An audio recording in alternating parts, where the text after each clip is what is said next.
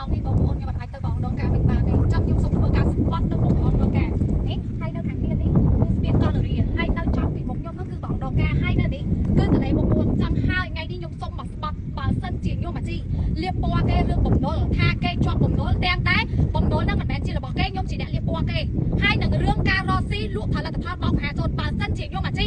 លៀបពណ៌គេប្រកាច់ប្រខូចមិនបាត់ប្រកាសសូមឲ្យខ្ញុំរលាយវិនិច្ឆ័យហិនហោចក្នុងរយៈពេល3ខែខាងមុខតែបើសិនជាបកលនេះពិតជាបានធ្វើរកស៊ីបោកមហាជនហើយលក់ផលិតផលលេងទឹកទៅអ្វីដែលខ្ញុំនិយាយឲ្យຕົកបំណុលឲ្យខ្ញុំសងចំនួនសូមឲ្យវាវិនិច្ឆ័យហិនហោចគ្មានសេះសល់សូមបីតែមករៀនក្នុងខ្លួនហើយបើសិនជាខ្ញុំ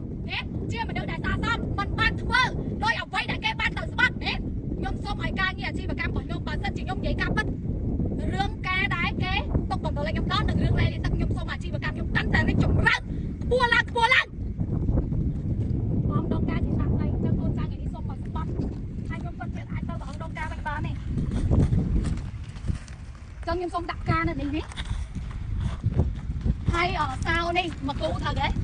ដំបងឡើងខ្ញុំថាតែងមកម្នាក់មួយដើម្បីធ្វើជាសាក់សីចឹងហើយមួយនេះគឺជាពាក្យសម្បត្តិរបស់ខ្ញុំហើយមួយនេះគឺជាពាក្យសម្បត្តិរបស់មីលេលីទឹកអញ្ចឹងខ្ញុំសូមចាក់សៅជំនួសវាអ្វីដែលវាស្បត់បើសិនជាវាស្បត់បំពេញសូមឲ្យថ្ងៃរលាយហិនហើយតំហន់ដោយអ្វីដែលថ្ងៃកំពុងតែស្បត់ឆ្ងាយ